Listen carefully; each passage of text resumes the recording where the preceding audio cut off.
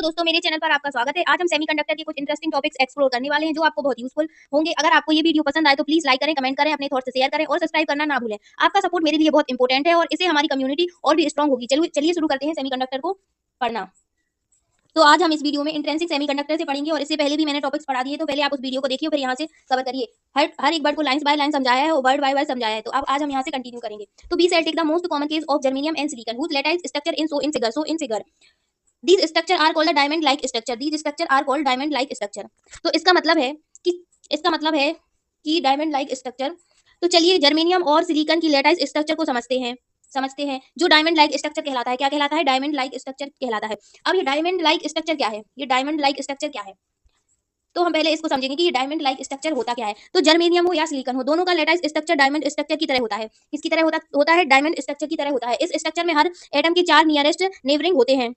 ये अरेंजमेंट बहुत स्टेबल होता है और इसी वजह से इन मटेरियल की मैकेनिकल प्रॉपर्टी भी अच्छी होती है। मैकेनिकल प्रॉपर्टी भी अच्छी होती है। तो आपको समझ आया कि डायमंड लाइक स्ट्रक्चर क्या होता है। जर्मेनियम और सिलिकॉन दोनों का लेटाइस स्ट्रक्चर डायमंड स्ट्रक्चर की तरह होता है। इस स्ट्रक्चर में हर एटम के 4 नियरेस्ट नेबरिंग होते हैं। में अरेंजमेंट बहुत स्टेबल होता है और इसी वजह से इस मटेरियल की मैकेनिकल प्रॉपर्टी भी अच्छी होती है। अब ये एटम अरेंजमेंट क्या होता? इसमें एटम अरेंजमेंट कैसे होता? नियरेस्ट नेबरिंग होती है। तो बी नाउ दैट अब ये एटम का अरेंजमेंट कैसा होता है? सोचिए आप कि इसमें एटम का अरेंजमेंट ऐसा कैसे होता है कि ये डायमंड लाइक स्ट्रक्चर दिखने लगता है। कैसे होता कि ये डायमंड लाइक स्ट्रक्चर दिखने लगता? तो इस स्ट्रक्चर में एटम टेट्राहेड्रल अरेंजमेंट होती है। कैसे होती है? टेट्राहेड्रल अरेंजमेंट में होती है। मतलब हर एटम को 4 एटम के साथ बॉन्ड बनाने का मौका मिलता है। मतलब हर एटम को 4 एटम के साथ बॉन्ड बनाने का मौका मिलता है। ये बॉन्ड कोवेलेंट बॉन्ड होते हैं। कौन से बॉन्ड होते हैं? कोवेलेंट बॉन्ड होते हैं जो कि स्ट्रॉन्ग होते हैं और इसलिए ये स्ट्रक्चर रिजिड और स्टेबल होता है। अब ये बॉन्ड कैसे बनाते हैं?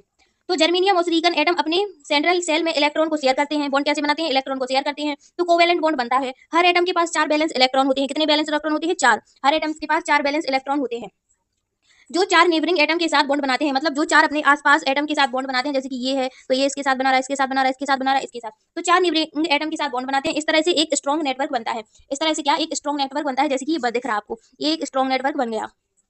अब इसकी प्रॉपर्टी क्या है? तो जो डायमंड लाइक स्ट्रक्चर की वजह से जर्मेनियम और सिलिकॉन की इलेक्ट्रिकल, थर्मल और ऑप्टिकल प्रॉपर्टीज काफी यूनिक होती है। ये मटेरियल सेमी कंडक्टर एप्लीकेशन में यूज होते हैं, जैसे कि ट्रांजिस्टर और डायोड। अब ये डायमंड लाइक स्ट्रक्चर की कंडक्टिविटी कैसी होती है? तो इस स्ट्रक्चर के अंदर कंडक्शन की प्रोसेस तब होती है जब कुछ इलेक्ट्रॉन थर्मल एनर्जी या डोपिंग के थ्रू कंडक्शन बैंड में जंप करते हैं। तो डायमंड स्ट्रक्चर की कंडक्टिविटी कैसे होती? इस स्ट्रक्चर के अंदर क्या होता? कंडक्शन की प्रोसेस तब होती है जब इलेक्ट्रॉन थर्मल एनर्जी या डोपिंग के थ्रू कंडक्शन बैंड जंप करते हैं। कंडक्शन बैंड में क्या करते हैं? जंप करते हैं।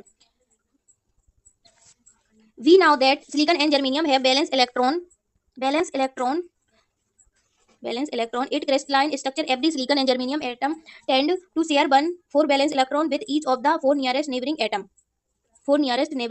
Be now that silicon and germanium have 4 valence electron. पहले हम इतना समझते हैं इधर से इधर तक। तो चलिए सिलिकॉन और जर्मेनियम के बैलेंस इलेक्ट्रॉन और कोवेलेंट बॉन्ड को समझते हैं। तो सबसे पहले बैलेंस इलेक्ट्रॉन क्या होता है? सबसे पहले हमें ये पता होना चाहिए कि बैलेंस इलेक्ट्रॉन क्या होता है। तो सिलिकॉन और जर्मेनियम दोनों के पास 4 बैलेंस इलेक्ट्रॉन होते हैं। ये आउटर मोस्ट सेल में होते हैं और केमिकल बॉन्डिंग के लिए रिस्पॉन्सिबल होते हैं। पता चल गया बैलेंस इलेक्ट्रॉन क्या होते हैं। आप समझते हैं कि कोवेलेंट बॉन्डिंग कैसे होती है। तो जब सिलिकॉन या जर्मेनियम का एटम 4 बैलेंस इलेक्ट्रॉन को अपने 4 नियरेस्ट नेबरिंग के साथ शेयर करता है तो ये कोवेलेंट बॉन्ड बनाते हैं। हर एटम अपने एक बैलेंस इलेक्ट्रॉन को एक नेबरिंग के साथ शेयर करता है और इस प्रोसेस में एक इलेक्ट्रॉन पेयर बनता है। क्या बनता है? एक इलेक्ट्रॉन पेयर। अब ये इलेक्ट्रॉन पेयर क्या होता है? अब समझिए कि ये इलेक्ट्रॉन पेयर क्या होता है। तो ये शेयर्ड इलेक्ट्रॉन पेयर जो कि 2 एटम के बीच में होता है, इन्हें कोवेलेंट बॉन्ड या बैलेंस बैंड कहा जाता है। इस तरह से हर एटम के पास 4 शेयर्ड पेयर बनते हैं जो उन्हें एक स्टेबल स्ट्रक्चर देते हैं। अब ये स्टेबिलिटी क्या होती है? तो ये कोवेलेंट बॉन्ड बहुत स्ट्रांग होते हैं, इसलिए सिलिकॉन और जर्मेनियम का क्रिस्टलाइन स्ट्रक्चर स्टेबल होता है। इस बॉन्डिंग की वजह से इस मटेरियल की मैकेनिकल प्रॉपर्टी और कंडक्टिविटी काफी अच्छी होती है। अब ये बैलेंस बैंड क्या होता है? अभी हम इतनी ही लाइन को समझ रहे हैं। तो अभी बैलेंस बैंड क्या होता है? तो जब इस कोवेलेंट बैंड की वजह से इलेक्ट्रॉन एनर्जी लेवल में अरेंज होती है तो इन्हें बैलेंस बैंड कहते हैं। ये बैंड इलेक्ट्रॉन के लिए अवेलेबिलिटी एनर्जी स्टेट को रिप्रेजेंट करता है, कंडक्शन का प्रोसेस को समझने में मदद करता है। इस तरह से सिलिकॉन और जर्मेनियम के एटम अपनी बैलेंस इलेक्ट्रॉन को शेयर करके एक स्ट्रॉन्ग स्टेबल लेटाइस स्ट्रक्चर बनाते हैं जो उनकी यूनिक प्रॉपर्टी को डिफाइन करता है। तो silicon atoms tend to share of electron 4 valence electron. वो अपने 4 बैलेंस इलेक्ट्रॉन अपनी नियरेस्ट नाइबरिंग के साथ शेयर करते हैं। Each nearest neighbourings and also take share करते हैं 1 electron for each such neighbouring. These shared electron pair are, ये मैंने बता दिया कि इलेक्ट्रॉन पेयर क्या होता है। ये बता दिया इलेक्ट्रॉन पेयर क्या होता है। आर रेफर टू 4 में कोवेलेंट बॉन्ड भी बताया, सिंपली अब बैलेंस बॉन्ड भी बताया। अब यहाँ से पढ़ेंगे Two shared electron can be assumed to settle back and forth between the association atom holding them together strongly in lines का मतलब समझिए, जब दो एटम के बीच में दो शेयर्ड इलेक्ट्रॉन होते हैं, ठीक है, उन्हें एक तरफ से एक दूसरे के बीच में सटल करने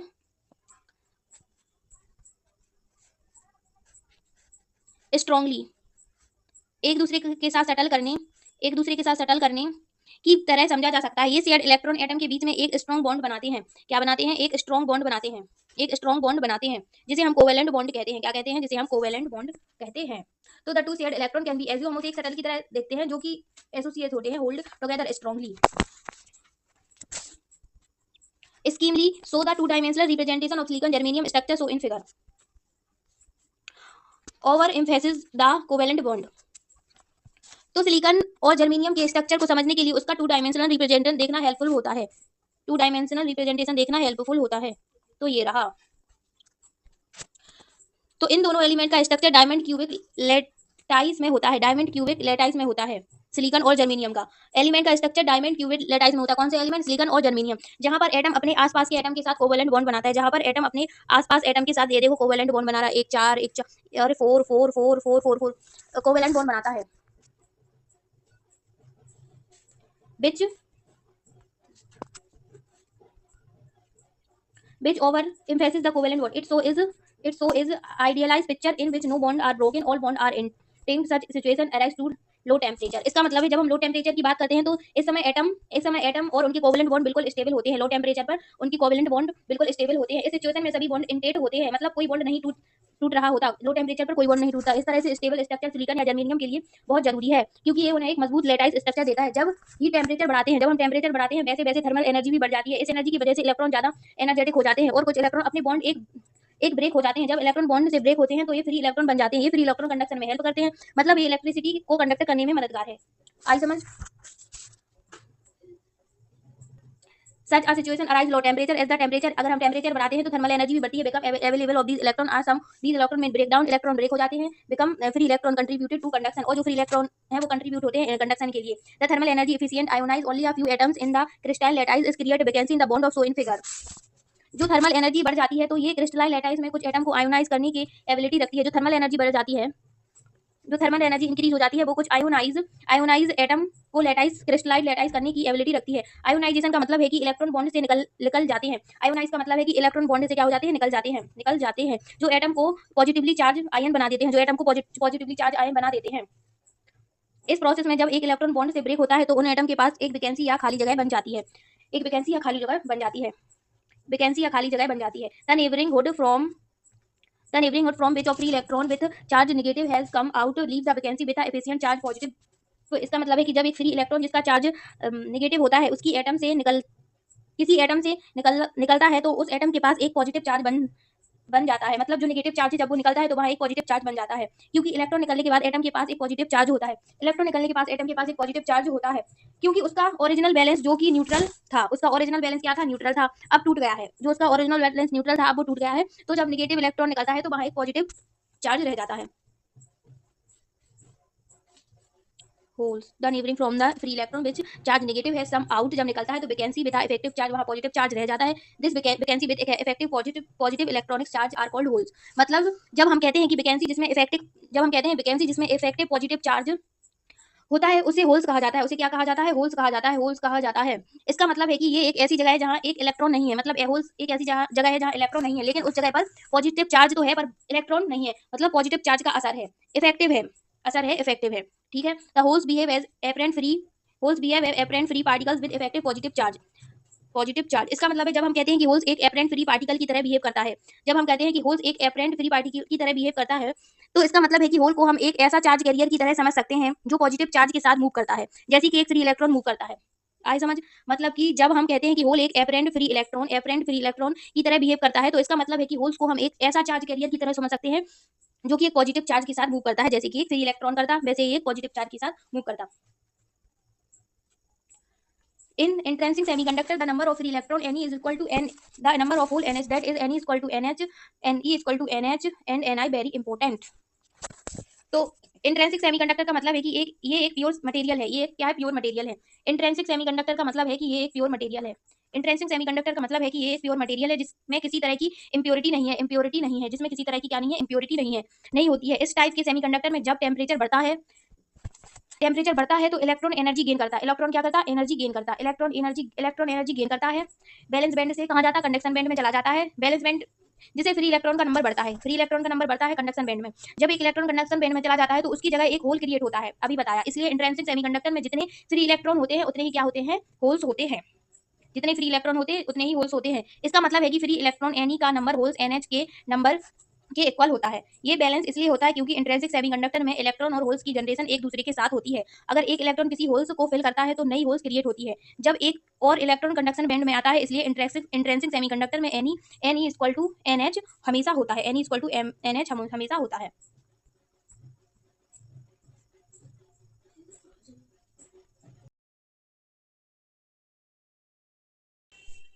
That is where Ni is called intrinsic semiconductor. Intrinsic carrying conductor. Ni का मतलब intrinsic carrying conductor. Semiconductor possess the unique property in which apart from electron and holes also move. Suppose there is hole at side 1, so move. Concentration. अब ये formula that is Ne equal to NH equal to Ni. तो Ni का मतलब है, Ni को denote करते हैं intrinsic carrying concentration. जब हम कहते हैं कि Ne equal to NH equal to Ni, तो यहाँ Ni को intrinsic carrying concentration कहते हैं। Ni का मतलब है कि एक Ni का मतलब है Ni का मतलब है कि एक इंट्रिंसिक सेमीकंडक्टर में फ्री इलेक्ट्रॉन और होल्स का नंबर कितना है, कंसंट्रेशन कितना है Ni का मतलब एट अ गिवन टेम्परेचर। ये वैल्यू टेम्परेचर पर डिपेंड करती है। जैसे जैसे टेम्परेचर बढ़ता है Ni भी बढ़ता है। जैसे जैसे टेम्परेचर बढ़ेगा Ni भी बढ़ेगा। क्योंकि ज्यादा थर्मल एनर्जी से और ज्यादा इलेक्ट्रॉन कंडक्शन बैंड में चले जाने से होल क्रिएट होते हैं। क्योंकि ज्यादा थर्मल एनर्जी से और ज्यादा इलेक्ट्रॉन कंडक्शन बैंड में चले गए तो क्या होता है? होल्स क्रिएट होते हैं। इसलिए इंट्रिंसिक सेमीकंडक्टर में N E number of free electron. Ni का मतलब number of free electron. Ni का मतलब इंट्रिंसिक कैरिंग कंडक्टर और NH का मतलब number of holes. Semiconductor possess the unique property in which apart from electron the hole also move। इसका मतलब क्या है? Semiconductor possess the unique property in which apart from electron the holes also move। Semiconductor की ये unique property है कि यह सिर्फ इलेक्ट्रॉन ही नहीं बल्कि होल भी मूव करते हैं। सेमीकंडक्टर की यूनिक प्रॉपर्टी है कि इलेक्ट्रॉन ही नहीं होल्स भी क्या करते हैं? मूव करते हैं। इलेक्ट्रॉन ही नहीं होल्स भी मूव करते हैं। ये सेमीकंडक्टर की क्या है? यूनिक प्रॉपर्टी है। Suppose there is hole at side 1 as so in figure 14.5। Hole at side 1 vacancy electron ये है hole at one side. The movement of hole can be visualized as figure 14.5। An electron from the covalent bond at side 2 may jump to the vacant side holes। इसका मतलब क्या है? तो क्या होता है कि मान लो जब एक होल साइड 1 पर होता है, मान लो एक होल साइड 1 पर होता है, तो वो एक वैकेंसी होती है, एक खाली जगह होती है। जब होल्स साइड 1 पर होता है तो वहां एक खाली जगह होती है जहां एक इलेक्ट्रॉन नहीं होता। यहाँ एक इलेक्ट्रॉन नहीं है, जहां क्या नहीं होता? एक इलेक्ट्रॉन नहीं होता, वैकेंसी होती है, खाली जगह होती है। अब अगर साइड 2 पर एक इलेक्ट्रॉन है तो अब साइड 2 ये है, अगर यहाँ एक इलेक्ट्रॉन है तो कोवेलेंट बॉन्ड में है, तो वो कहाँ है? कोवेलेंट बॉन्ड में है।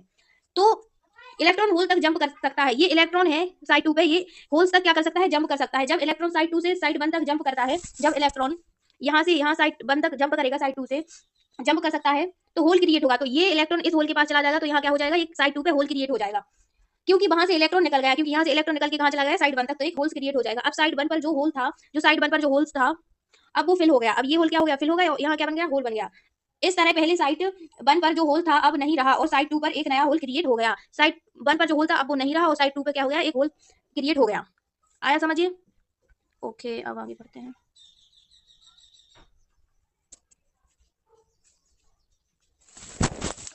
N electron form covalent bond बनाता है एट साइड 2 पे, may jump to the covalent bond site 1 hole. Site 1 पर होल है और 2 वाला जंप कर जाएगा साइड 1 पर। After jump a hole is side 2 and side 1 has now electron, therefore apparently the hole has moved from side 1 to side 2।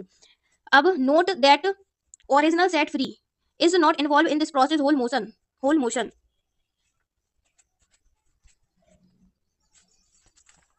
जब hole motion की बात होती है तो हमें समझना चाहिए कि जो इलेक्ट्रॉन है ओरिजिनली फ्री है, वो क्या है? ओरिजिनली फ्री है, वो इस प्रोसेस में इन्वॉल्व नहीं है। वो फ्री है, वो इस प्रोसेस में इन्वॉल्व ही नहीं है। इसका मतलब है कि जो इलेक्ट्रॉन साइड 2 पे है, वो साइड 1 पर जंप करता है। साइड 1 पर क्या करता है? जंप करता है।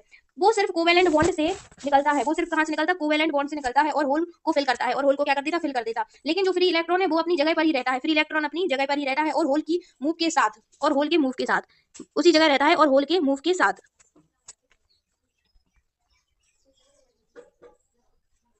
प्रोसेस होल के मूव के साथ।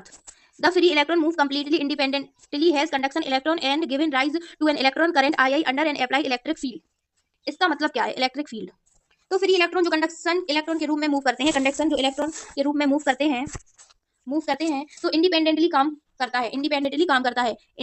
क्या करता है? काम करता है। और अप्लाई इलेक्ट्रिक फील्ड के अंडर इलेक्ट्रॉन करंट और इलेक्ट्रिक फील्ड के under electron current I create करता है। जब एक इलेक्ट्रिक फील्ड लगती है तो फ्री इलेक्ट्रॉन अपने पोजीशन से मूव करते हैं कि नहीं? ये इलेक्ट्रॉन किसी भी एटम से जुड़ने वाले बॉन्ड से फ्री होते हैं और उनका मूव उनकी एनर्जी और फील्ड की डायरेक्शन पर डिपेंड करता है। उनकी एनर्जी और फील्ड की डायरेक्शन पे क्या करता है? डिपेंड करता है। इस मूव से इलेक्ट्रॉन का फ्लो होता है जो करंट जनरेट करता है। इस मूव से इलेक्ट्रॉन का करंट फ्लो होता है जिससे करंट जनरेट करता है। Remember that the motion of hole is only convenient way describing the actual motion of band electron where there is empty bond anywhere crystal. इसका मतलब है कि होल के मोशन को समझना एक तरीका ये है। होल के मोशन को समझने का एक तरीका ये है कि हम बॉन्ड इलेक्ट्रॉन की एक्चुअल पोजीशन को डिस्क्राइब करते हैं। जो बॉन्ड है उसकी एक्चुअल पोजीशन को क्या करते हैं? डिस्क्राइब करते हैं। जब किसी क्रिस्टल में कोई एम्प्टी बॉन्ड होता है, मतलब खाली बॉन्ड होता है किसी क्रिस्टल में, तो हम कहते हैं कि वहां एक होल है।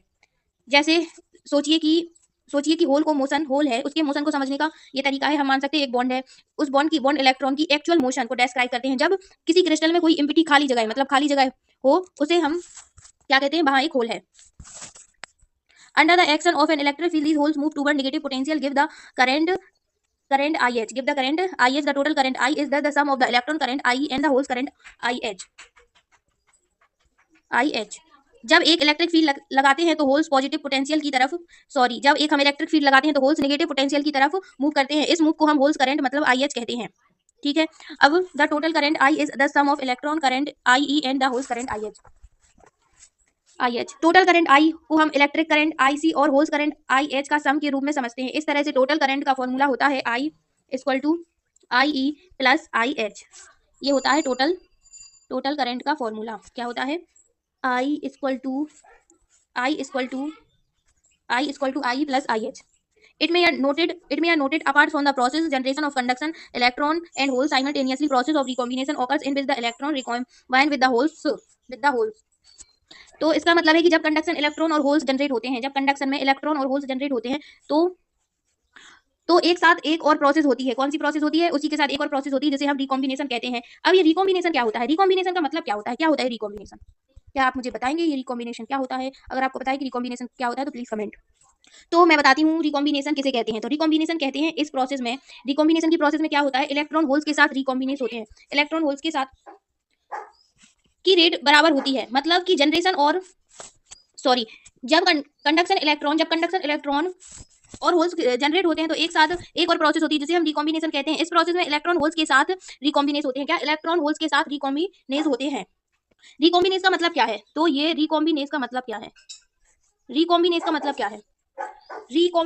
क्या है कि जब एक इलेक्ट्रॉन जो कि कंडक्शन बैंड में है, ठीक है, में होता है, एक होल्स के साथ मिलता है तो ये होल्स को फिल कर देता है। इस होल्स की क्वांटिटी कम होती है और कंडक्शन इलेक्ट्रॉन की भी क्वांटिटी कम होती है। इस इलेक्ट्रॉन की क्वांटिटी भी कम होती है और कंडक्शन इलेक्ट्रॉन की क्वांटिटी भी कम होती है। ये प्रोसेस एनर्जी रिलीज कर सकता है। ये प्रोसेस क्या कर सकता है? एनर्जी रिलीज कर सकता है।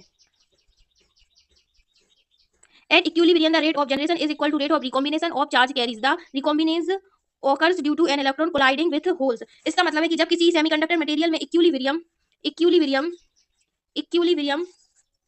होता है तो वहां चार्ज कैरियर की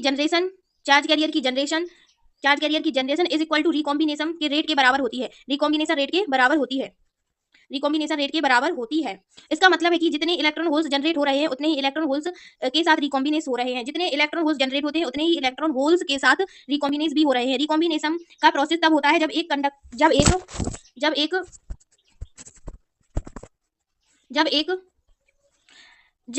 कंडक्शन इलेक्ट्रॉन कि जो फ्री इलेक्ट्रॉन होल्स के साथ कोलाइड करता है उतने ही इलेक्ट्रॉन होल्स के साथ रिकॉम्बिनेस भी होते हैं। रिकॉम्बिनेस का प्रोसेस तब होता है जब एक कंडक्शन इलेक्ट्रॉन जो कि फ्री है एक होल्स के साथ कोलाइड करता है। जब ये कोलिजन होता है तो इलेक्ट्रॉन होल्स को फिल कर देता है और इससे दोनों की क्वांटिटी कम ही हो जाती है। ये प्रोसेस एनर्जी को रिलीज कर सकता है जो कि किसी फॉर्म में हो सकता है जैसे कि हीट या लाइट। एनर्जी क्या हो सकती है? हीट या लाइट हो सकती है। इस इक्विलिब्रियम स्टेट में चार्ज कैरियर का कंसंट्रेशन कांस्टेंट रहता है क्योंकि जनरेशन और रिकॉम्बिनेशन की रेट इक्वल है।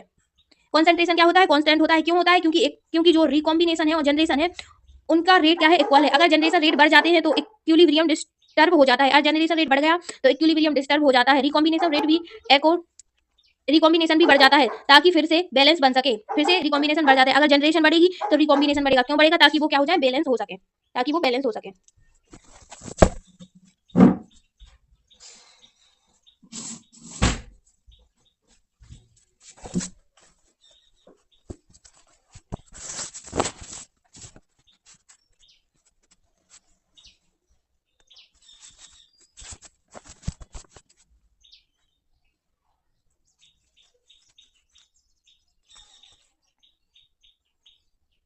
An intrinsic semiconductor behave like an insulator at T equal to 0 Kelvin as shown in figure 14.6.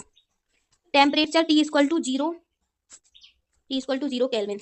इसका मतलब है कि it is thermal energy at high temperature T greater than 0 Kelvin while excites some electron from the valence band to the conduction band. इधर तक समझेंगे। तो इसका मतलब है कि एक इंस्टेंसिक सेमीकंडक्टर है जैसे कि हम क्या कहते हैं सिलिकॉन या जर्मेनियम है। वो T इक्वल टू 0 केल्विन पर इंसुलेटर की तरह बिहेव करते हैं। किसकी तरह बिहेव करते हैं? इंसुलेटर की तरह बिहेव करते हैं। इसका मतलब है कि इस टेम्परेचर पर कंडक्शन बैंड में कोई इलेक्ट्रॉन नहीं होते। मतलब कंडक्शन बैंड में कोई इलेक्ट्रॉन नहीं होते। ये कंडक्शन बैंड इस जीरो टेम्परेचर पर कोई ये है इसका ग्राफ। जीरो टेम्परेचर पर कंडक्शन बैंड में कोई इलेक्ट्रॉन देखो नहीं दिख रहे हैं, इसलिए ये इलेक्ट्रिसिटी कंडक्ट नहीं करते। तो ये क्या करेगा? इलेक्ट्रिसिटी भी नहीं कंडक्ट करेगा। अब जब टेम्परेचर बढ़ता है T ग्रेटर देन 0 केल्विन तब थर्मल एनर्जी मिलती है। क्या मिलती है? थर्मल एनर्जी मिलती है। थर्मल एनर्जी मिलती है जो कि इलेक्ट्रॉन को बैलेंस बैंड से कंडक्शन बैंड में एक्साइट करती है। जो कि बैलेंस बैंड से कंडक्शन बैंड में एक्साइट करती है, कोशिश करती है। जब कुछ इलेक्ट्रॉन बैलेंस बैंड से कंडक्शन बैंड में चले जाते हैं तो ये कंडक्शन बैंड में फ्री इलेक्ट्रॉन क्रिएट हो जाते हैं। जब कुछ इलेक्ट्रॉन बैलेंस बैंड से कंडक्शन बैंड में चले जाते हैं तो ये फ्री इलेक्ट्रॉन क्रिएट हो जाते हैं। इलेक्ट्रिसिटी कंडक्ट करने के लिए जरूरी होते हैं। ये इलेक्ट्रिसिटी कंडक्ट करने के लिए क्या होते हैं? जरूरी होते हैं। इस तरह से जैसे जैसे टेम्परेचर बढ़ता है कंडक्शन बैंड में इलेक्ट्रॉन की क्वांटिटी भी बढ़ जाती है। जैसे हम टेम्परेचर बढ़ाएंगे तो कंडक्शन बैंड में इलेक्ट्रॉन की क्वांटिटी भी बढ़ जाती है और सेमीकंडक्टर की कंडक्टिविटी भी बढ़ जाती है। और जो सेमीकंडक्टर है उसकी कंडक्टिविटी भी बढ़ जाती है। ये प्रोसेस इंट्रिंसिक सेमीकंडक्टर की खासियत है। क्या है खासियत है? जिससे ये इंसुलेटर से कंडक्शन बन जाते हैं। जिससे क्या ये इंसुलेटर से क्या बन जाते हैं? कंडक्शन बन जाते हैं। जब टेम्परेचर बढ़ता है तो जब T इक्वल टू 0 टेम्परेचर होगा तो ये इंसुलेटर की तरह बिहेव करेगा और जब T इक्वल टू 0 टेम्परेचर होगा तो ये इंसुलेटर की तरह बिहेव करेगा और T टेम्परेचर ज्यादा होगा तो ये कंडक्शन की तरह बिहेव करेगा। These thermal excitation electron and T greater than 0 Kelvin partially occupies the conduction band. Therefore, the energy band diagram of an intrinsic semiconductor will be shown in figure. इसका मतलब है कि जब T टेम्परेचर ज्यादा होगा पर thermal energy की वजह से electron conduction band balance band से कंडक्शन बैंड में एक्साइट होंगे। टेम्परेचर ज्यादा होगा, बैलेंस बैंड से कंडक्शन बैंड में एक्साइट होते हैं तो ये कंडक्शन बैंड की पार्शियली ऑक्यूपाई करते हैं। क्या करते हैं? पार्शियली ऑक्यूपाई करते हैं। क्या करते हैं? पार्शियली ऑक्यूपाई करते हैं। इसका मतलब है कि कंडक्शन बैंड में कुछ फ्री इलेक्ट्रॉन होते हैं। मतलब कंडक्शन बैंड में कुछ फ्री इलेक्ट्रॉन होते हैं जो इलेक्ट्रिसिटी कंडक्ट करने के लिए अवेलेबल होते हैं। क्या होते हैं? जो इलेक्ट्रिसिटी को कंडक्ट करने के लिए अवेलेबल होते हैं। एनर्जी बैंड डायग्राम में कंडक्शन बैंड और बैलेंस बैंड के बीच में एनर्जी गैप नजर आएगा। ये रहा एनर्जी गैप। बैलेंस बैंड और कंडक्शन बैंड के बीच में एक ये एनर्जी गैप रहा। ये रहा एनर्जी गैप। एनर्जी गैप जब टेम्परेचर 0 केल्विन होता है तो कंडक्शन बैंड खाली होता है। जब टेम्परेचर 0 केल्विन होता है तो क्या होता है? ये कंडक्शन बैंड खाली होता है, एम्प्टी होता है और बैलेंस बैंड में सब इलेक्ट्रॉन होते हैं। और बैलेंस बैंड में क्या होते हैं? सब इलेक्ट्रॉन होते हैं। लेकिन जब टेम्परेचर बढ़ता है तो कुछ इलेक्ट्रॉन बैलेंस बैंड से कंडक्शन बैंड में चले जाते हैं। जैसे ही टेम्परेचर बढ़ेगा तो कुछ इलेक्ट्रॉन बैलेंस बैंड से कंडक्शन बैंड में चले जाएंगे, जिससे कंडक्शन बैंड पार्शियली फिल्ड हो जाएगा। जिससे क्या होगा? कंडक्शन बैंड पार्शियली फिल्ड हो जाएगा। तो इसका पार्शियली का मतलब अब आपको पता चल गया कि जैसे कि एनर्जी बैंड है तो डायग्राम में आपको कंडक्शन बैंड और बैलेंस बैंड के बीच एक एनर्जी गैप दिखेगा, ठीक है। जब टेम्परेचर 0 केल्विन होगा तो कंडक्शन बैंड क्या होगा? खाली होगा, ठीक है। और बैलेंस बैंड में इलेक्ट्रॉन होंगे। फिर जैसे ही टेम्परेचर बढ़ेगा तो कुछ इलेक्ट्रॉन कंडक्शन बैंड से कहाँ चले जाएंगे? बैलेंस बैंड में। और बैलेंस बैंड क्या हो जाएगा? पार्शियली फिल्ड हो जाएगा। Here so some electron are so in some conduction band these have come from valence band leaving equal to holes there. इस एनर्जी बैंड डायग्राम से पहले इसी को और समझेंगे। इस एनर्जी बैंड डायग्राम से कंडक्शन बैंड के ऊपर एक एनर्जी लेवल होता है। इस कंडक्शन बैंड के ऊपर एक एनर्जी लेवल होता है जिसे हम इलेक्ट्रॉन को कंडक्शन बैंड तक पहुंचाने के लिए एनर्जी चाहिए होती है। इस एनर्जी गैप को बैंड गैप कहते हैं और ये इंट्रिंसिक सेमीकंडक्टर की खासियत होती है। जितना ज्यादा टेम्परेचर होता है उतने ज्यादा इलेक्ट्रॉन कंडक्शन बैंड में एक्साइट होते हैं, जिससे सेमीकंडक्टर कंडक्टिविटी बढ़ती है। जितना टेम्परेचर बढ़ाएंगे उतने ज्यादा इलेक्ट्रॉन एक्साइट होंगे और उतनी कंडक्टिविटी बढ़ेगी। अब ये तो जब कुछ इलेक्ट्रॉन बैलेंस बैंड से कंडक्शन बैंड में चले जाते हैं, ठीक है, कुछ इलेक्ट्रॉन बैलेंस बैंड में से कंडक्शन बैंड में चले जाते हैं, कुछ इलेक्ट्रॉन बैलेंस बैंड से कंडक्शन बैंड में चले जाते हैं, तो इस प्रोसेस में उन इलेक्ट्रॉन के छोड़ने से बैलेंस बैंड में क्या हो जाता है, होल्स क्रिएट हो जाता है। छोड़ने से क्या हो जाता है, ये जैसे कि बैलेंस बैंड है, बैलेंस बैंड से इलेक्ट्रॉन कंडक्शन बैंड में गया, तो ये जो व्हाइट व्हाइट दिख रहे हैं ये क्या है, होल्स क्रिएट हो गए हैं। ये होल्स एक्चुअल में वैकेंसी है, मतलब ये होल्स क्या है, खाली है एक्चुअल में, यानी कि वो जगह है जहां इलेक्ट्रॉन नहीं है, मतलब ये वो जगह है जहां इलेक्ट्रॉन नहीं है। बैलेंस बैंड से कंडक्शन बैंड में एक्साइड होता है तो वो एक होल्स क्रिएट करता है, तो ये इसी को होल्स कहते हैं, इसी को वैकेंसी कहते हैं, इसी को खाली जगह कहते हैं। इसका मतलब है कि अगर एक इलेक्ट्रॉन कंडक्शन बैंड में चला गया, एक इलेक्ट्रॉन कंडक्शन बैंड में चला गया, जैसे कि इलेक्ट्रॉन ये चला गया कंडक्शन बैंड में, चला गया, तो बैलेंस बैंड में एक होल्स क्रिएट हो गया, ये होल्स क्रिएट हो गया, ठीक है। ये होल्स भी इलेक्ट्रिक फील्ड चार्ज कैरी करते हैं, ये होल्स भी क्या करते हैं, इलेक्ट्रिक फील्ड चार्ज कैरी करते हैं, ये होल्स भी इलेक्ट्रिक फील्ड चार्ज कैरी करते हैं, और ये पॉजिटिवली चार्ज होते हैं। होल्स क्या होते हैं, पॉजिटिवली चार्ज होते हैं, होल्स क्या होते हैं, पॉजिटिवली चार्ज होते हैं। इस तरह से कंडक्शन बैंड में जितने इलेक्ट्रॉन होते हैं उतने ही होल्स बैलेंस बैंड में बनते हैं, जितने कंडक्शन बैंड में इलेक्ट्रॉन जाएंगे उतने ही होल्स बनेंगे बैलेंस बैंड में। इसका इफेक्ट ये होता है कि सेमीकंडक्टर की कंडक्टिविटी बढ़ जाती है। इससे क्या होता है, सेमीकंडक्टर की कंडक्टिविटी बढ़ जाती है, जितने कंडक्शन बैंड में जाएंगे इलेक्ट्रॉन उतने ही होल्स होंगे बैलेंस बैंड में, इससे कंडक्टर की कंडक्टिविटी बढ़ जाती है।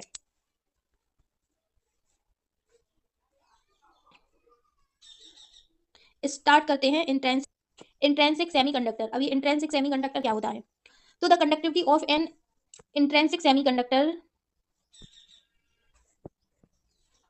intrinsic semiconductor depend on its temperature, but at room temperature its conductivity is very low as such, is very low as such, is very low as such। इसका मतलब क्या है, तो जो इंट्रिंसिक सेमीकंडक्टर की कंडक्टिविटी है वो टेम्परेचर पर डिपेंड करती है, काय पे डिपेंड करती है, टेम्परेचर पर। इंट्रिंसिक सेमीकंडक्टर की कंडक्टिविटी काय पे डिपेंड करती है, टेम्परेचर पर। जब टेम्परेचर बढ़ता है तो थर्मल एनर्जी की वजह से ज्यादा इलेक्ट्रॉन बैलेंस बैंड से कंडक्शन बैंड में एक्साइड होते हैं। अभी थोड़ी देर पहले हमने इंट्रिंसिक सेमीकंडक्टर में देखा था कि जैसे जैसे टेम्परेचर बढ़ता है वैसे वैसे बैलेंस बैंड से इलेक्ट्रॉन कंडक्शन बैंड में एक्साइड होते हैं। इस वजह से कंडक्टिविटी क्या होती है, बढ़ जाती है, काय की इंट्रिंसिक सेमीकंडक्टर की कंडक्टिविटी बढ़ जाती है। लेकिन फिर क्या होता है, बट क्या होता है, जो रूम टेम्परेचर है, लेकिन जो रूम टेम्परेचर पर इंट्रिंसिक सेमीकंडक्टर की कंडक्टिविटी है, रूम टेम्परेचर पर जो इंट्रिंसिक सेमीकंडक्टर की कंडक्टिविटी है अभी भी रिलेटिवली लो होती है, मतलब लो होती है। इसका रीजन ये है, लो क्यों होती है रूम टेम्परेचर पर, ये सोचिए कि रूम टेम्परेचर पर जो इंट्रिंसिक सेमीकंडक्टर की कंडक्टिविटी है वो लो क्यों होती है, कम क्यों होती है। तो इसका रीजन ये है कि इंट्रिंसिक सेमीकंडक्टर में बैंड गैप होता है, हाँ होता है, इंट्रिंसिक सेमीकंडक्टर में बैंड गैप होता है, जो कि कंडक्शन बैंड और बैलेंस बैंड के क्या होता है, बीच में होता है। ये कंडक्शन बैंड मान लो, ये मान लो कंडक्शन बैंड, ये मान लो बैलेंस बैंड, ये मान लो बैंड गैप होता है जो कंडक्शन बैंड और बैलेंस बैंड के बीच में होता है। ये बीच की एनर्जी का डिफरेंस है, क्या है, बीच की एनर्जी का डिफरेंस है। ये बैंड टाइपिकली 1 इलेक्ट्रॉन वोल्ट का से ज्यादा होता है। ये क्या होता है, 1 इलेक्ट्रॉन वोल्ट से ज्यादा होता है। रूम टेम्परेचर पर सिर्फ कुछ ही इलेक्ट्रॉन थर्मल एनर्जी की वजह से कंडक्शन बैंड तक पहुंचते हैं, इसीलिए कंडक्शन बैंड में इलेक्ट्रॉन की नंबर कम होते हैं। इस वजह से इंट्रिंसिक सेमीकंडक्टर की कंडक्टिविटी लो होती है रूम टेम्परेचर पर। इसी वजह से, किस वजह से, रूम टेम्परेचर पर, क्योंकि जो थर्मल एनर्जी है की वजह से कंडक्शन बैंड तक कम इलेक्ट्रॉन पहुंचते हैं, इस वजह से कंडक्टिविटी कम होती है। क्योंकि उसमें जो बैलेंस बैंड गैप है थर्मल रूम टेम्परेचर पर, जो उनका जो एनर्जी डिफरेंस होता है वो बैंड गैप बहुत बड़ा होता है, मतलब 1 इलेक्ट्रॉन वोल्ट का होता है, इसी वजह से। No importance electronics device can be developed using these semiconductor. Here there is necessity of improving their conductivity. This can be done by making as use impurities. इसका मतलब क्या है, इंट्रिंसिक सेमीकंडक्टर की कंडक्टिविटी को इंप्रूव करने के लिए, जो इंट्रिंसिक सेमीकंडक्टर है उसकी कंडक्टिविटी को इंप्रूव करने के लिए उसमें इंप्योरिटी डालते हैं। क्या डालते हैं, इंप्योरिटी डालते हैं। इस प्रोसेस, इंप्योरिटी डालने की प्रोसेस यूज की जाती है जिससे डोपिंग कहते हैं, जिसे क्या कहते हैं, डोपिंग कहते हैं। अब डोपिंग से सेमीकंडक्टर की इलेक्ट्रिकल प्रॉपर्टी को एनहेंस किया जा सकता है, ठीक है जी। भी स्मॉल अमाउंट से part per million ppm of suitable impurity is added to the pure conductor, the conductivity of the semiconductor is increase manifold। इसका मतलब है कि जब हम प्योर सेमीकंडक्टर में कुछ पार्ट, प्योर सेमीकंडक्टर कौन होते हैं, सिलिकॉन या जर्मेनियम में, हम कुछ पार्ट्स पर मिलियन मतलब पीपीएम, बहुत छोटे अमाउंट में, पीपीएम के अमाउंट में सूटेबल इंप्योरिटी डालते हैं, मतलब इंप्योरिटी डालते हैं प्योर सेमीकंडक्टर में, तो इसे सेमीकंडक्टर की कंडक्टिविटी बहुत बढ़ जाती है। क्या है, होती है, बहुत बढ़ जाती है, सेमीकंडक्टर की कंडक्टिविटी इंक्रीज हो जाती है, बदलाव आता है। इसका रीजन ये है, क्या रीजन है कि सेमीकंडक्टर की कंडक्टिविटी बढ़ गई। इसका रीजन ये है कि इंप्योरिटी सेमीकंडक्टर के क्रिस्टल, इसका मतलब है कि जो इंप्योरिटी है वो सेमीकंडक्टर के क्रिस्टल स्ट्रक्चर को मैनीफोल्ड कर देती है और इसके इलेक्ट्रिकल प्रॉपर्टी को एनहेंस करती है। क्या करती है, इलेक्ट्रिकल एनर्जी को एनहेंस करती है। जब इंप्योरिटी डाली जाती है तो वो या तो एक्स्ट्रा इलेक्ट्रॉन प्रोवाइड करती है जो कि एन टाइप डोपिंग कहते हैं, या फिर होल्स क्रिएट करती है जिसे हम पी टाइप डोपिंग कहते हैं। ये एक्स्ट्रा चार्ज कैरियर सेमीकंडक्टर के अंदर करंट फ्लो को आसान बनाते हैं। Such material are now as extrinsic semiconductor और इंप्योरिटी सेमीकंडक्टर। तो जब हम सेमीकंडक्टर में इंप्योरिटी डालते हैं तो उस मटेरियल को एक्सट्रिंसिक सेमीकंडक्टर कहा जाता है। इस प्रोसेस को डोपिंग कहते हैं और जो इंप्योरिटी एटम हम ऐड करते हैं उन्हें हम डोपेंट कहा जाता है। जो हम इंप्योरिटी एक बार आएगा, बार बार डोपेंट डोपेंट डोपेंट डोपेंट, तो डोपेंट और डोपिंग का मतलब क्या है, तो जो डोपेंट है इम्प्योरिटी एटम, हम जो इम्प्योरिटी एटम ऐड करते हैं उसे हम क्या कहते हैं, डोपेंट कहते हैं। और डोपिंग क्या है, जब हम सेमीकंडक्टर में इम्प्योरिटी डालते हैं तो उस मटेरियल को इंट्रिंसिक सेमीकंडक्टर कहा जाता है और उस प्रोसेस को डोपिंग कहते हैं। और जो डोपिंग करते समय हम एटम्स ऐड करते हैं उसे हम डोपेंट कहते हैं। ठीक है, क्या कहते हैं, डोपेंट कहते हैं। Such material is called dopant, मतलब उसे हम क्या कहते हैं, डोपेंट कहते हैं। जो हम इम्प्योरिटी में ऐड करते हैं उस मटेरियल को डोपेंट कहते हैं।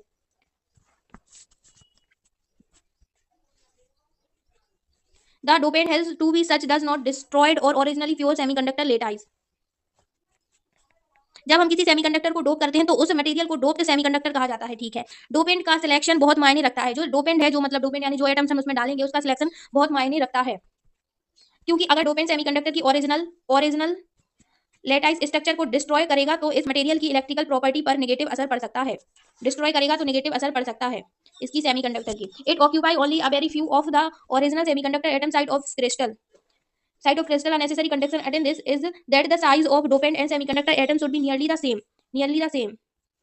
इसका मतलब है कि जब हम डोपिंग करते हैं तो डोपेंट एटम सिर्फ बहुत ही कुछ ओरिजिनल सेमीकंडक्टर साइड को ऑक्यूपाई करते हैं। उनका लेटाइस स्ट्रक्चर में इसका एक जरूरी कंडीशन ये है कि डोपेंट और सेमीकंडक्टर एटम का साइज लगभग सेम होता है। डोपेंट और सेमीकंडक्टर एटम का साइज क्या होता है, लगभग होता है। There are two types of dopants use the tetravalent silicon and germanium. आपको पता चल गया कि डोपेंट किसे कहते हैं। डोपेंट वो एटम होता है जिसे हम इम्प्योरिटी में यूज करते हैं और डोपिंग उस प्रोसेस को कहते हैं। तो ये टू टाइप्स के होते हैं। कितने टाइप्स के होते हैं, टू टाइप्स के होते हैं, सिलिकॉन और जर्मेनियम। टेट्रावैलेंट एलिमेंट जैसे कि सिलिकॉन और जर्मेनियम को दो तरह से डोपेंट से डोप किया जाता है। Pentavalent valency 5 like arsenic, antimony, phosphorus, ये क्या है, dopant atoms doping the tetravalent silicon और जर्मेनियम। तो जो पेंटावैलेंट एलिमेंट है जैसे कि आर्सेनिक, एंटीमनी, फॉस्फोरस, उन एलिमेंट को रेफर करते हैं जिनकी वैलेंसी 5 होती है। उन एलिमेंट्स को रेफर करते हैं जिनकी वैलेंसी क्या होती है, 5 होती है। इसका यूज एन टाइप डोपिंग के लिए होता है जो सेमीकंडक्टर मटेरियल जैसे कि सिलिकॉन और जर्मेनियम की कंडक्टिविटी को एनहांस करते हैं। सिलिकॉन और जर्मेनियम की कंडक्टिविटी को क्या करते हैं, एनहांस करते हैं। अब आर्सेनिक, तो आर्सेनिक एक पेंटावैलेंट एलिमेंट है जो कि सिलिकॉन या जर्मेनियम की लेटाइस में डोपेंट के रूप में यूज होता है। जब आर्सेनिक सिलिकॉन के साथ मिलता है तो ये एक एक्स्ट्रा इलेक्ट्रॉन प्रोवाइड करता है। क्या करता है, एक्स्ट्रा इलेक्ट्रॉन प्रोवाइड करता है सिलिकॉन को। ये एक्स्ट्रा इलेक्ट्रॉन कंडक्शन बैंड में चला जाता है जिससे सेमीकंडक्टर की कंडक्टिविटी क्या होती है, बढ़ जाती है। अब एंटीमनी, तो एंटीमनी भी एक पेंटावैलेंट एलिमेंट है और उसका काम और सेमीकंडक्टर के सिमिलर होता है। आर्सेनिक जब सिलिकॉन या जर्मेनियम की लेटाइस में ऐड होता है तो ये भी एक्स्ट्रा इलेक्ट्रॉन को इंट्रोड्यूस करता है जिससे एन टाइप सेमीकंडक्टर बनता है। Third, phosphorus. अभी फास्फोरस क्या करता है, तो फास्फोरस एक और कॉमन पेंटावैलेंट डोपेंट है। इसका एटम नंबर 15 होता है और ये भी सिलिकॉन या जर्मेनियम के साथ मिलकर एक्स्ट्रा इलेक्ट्रॉन प्रोवाइड करता है। ये प्रोसेस सेमीकंडक्टर की कंडक्टिविटी को सिग्निफिकेंटली एनहांस करती है। क्या करती है, सिग्निफिकेंटली एनहांस करती है। इस पेंटावैलेंट डोपेंट का यूज करने से सेमीकंडक्टर में ज्यादा फ्री इलेक्ट्रॉन मिलते हैं जो कि इलेक्ट्रिकल कंडक्शन को इंप्रूव करते हैं। ये एन टाइप सेमीकंडक्टर बनाने में मददगार होते हैं। ट्राइवैलेंट, एक होते हैं पेंटावैलेंट और दूसरे होते हैं ट्राइवैलेंट। तो ट्राइवैलेंट क्या होता है, तो ट्राइवैलेंट एलिमेंट जैसे कि इंडियम, बोरॉन, एल्यूमिनियम, उन एलिमेंट को रेफर करते हैं जिनकी वैलेंसी 3 होती है। इसका यूज पी टाइप डोपिंग के लिए होता है। जो सेमीकंडक्टर मटेरियल जैसे कि सिलिकॉन और जर्मेनियम को कंडक्टिविटी एनहांस करता है। तो सबसे पहले देखें इंडियम क्या करता है। इंडियम एक ट्राइवैलेंट एलिमेंट है, ठीक है, जो कि सेमीकंडक्टर इंडस्ट्री में पी टाइप डोपेंट के रूप में इंडियम पी टाइप डोपेंट के रूप में यूज होता है। जब इंडियम सिलिकॉन के साथ मिलता है तो ये सिलिकॉन की लेटाइस में एक वैकेंसी क्रिएट करता है क्योंकि इंडियम का एटॉमिक नंबर 49 है और ये 3 वैलेंस इलेक्ट्रॉन के साथ काम करता है। ये वैकेंसी पॉजिटिव चार्ज के साथ एसोसिएट होती है जिससे पी टाइप सेमीकंडक्टर बनता है। अब है बोरोन, तो बोरोन एक और कॉमन ट्राइवैलेंट एलिमेंट है। इसका एटम नंबर 5 है और ये भी सिलिकॉन के साथ मिलकर पी टाइप सेमीकंडक्टर बनाता है। जब बोरोन की लेटाइस में एंटर करता है तो ये भी एक वैकेंसी क्रिएट करता है। ये वैकेंसी पॉजिटिव होल्स को जनरेट करती है जिससे इलेक्ट्रिकल कंडक्शन में मदद होती है। अब एल्यूमिनियम, तो एल्यूमिनियम भी एक ट्राइवैलेंट एलिमेंट है जो कि सिलिकॉन के साथ मिलकर पी टाइप डोपिंग करता है। इसका एटॉमिक नंबर 13 है और जब एल्यूमिनियम सिलिकॉन की लेटाइस में मिलता है तो ये एक वैकेंसी को जनरेट करता है जो कंडक्शन में हेल्प करती है। काय में हेल्प करती है, कंडक्शन बैंड में हेल्प करती है। इन ट्राइवैलेंट डोपेंट का यूज करने से सेमीकंडक्टर में पॉजिटिव होल्स मिलते हैं। क्या मिलते हैं, ट्राइवैलेंट से पॉजिटिव होल्स मिलते हैं। इलेक्ट्रिकल कंडक्शन को इंप्रूव करते हैं। ये पी टाइप सेमीकंडक्टर बनाने में मददगार होते हैं। अगर आपको और कोई डिटेल चाहिए या टॉपिक्स पर तो आप सवाल कर सकते हैं। चलिए आगे डिस्कस करते हैं। कितने टाइप्स के होते हैं, 2 टाइप्स के होते हैं, पेंटावैलेंट एंड ट्राइवैलेंट। पेंटावैलेंट कौन कौन से होते हैं, कमेंट करके बताइए। तो पेंटावैलेंट कौन कौन से होते हैं, फॉस्फोरस होता, एंटीमनी होता, आर्सेनिक होता, जिनकी वैलेंसी 5 होती और ट्राइवैलेंट की वैलेंसी 3 होती जो कि है एल्यूमिनियम, बोरॉन और इंडियम। अब चलिए आगे पढ़ते हैं। We shall now discuss how the doping charge the number of charge carrier and has the conductivity of the semiconductor silicon और germanium belong to the 4th group in the periodic table and therefore we choose the dopant element from nearly 15th of group.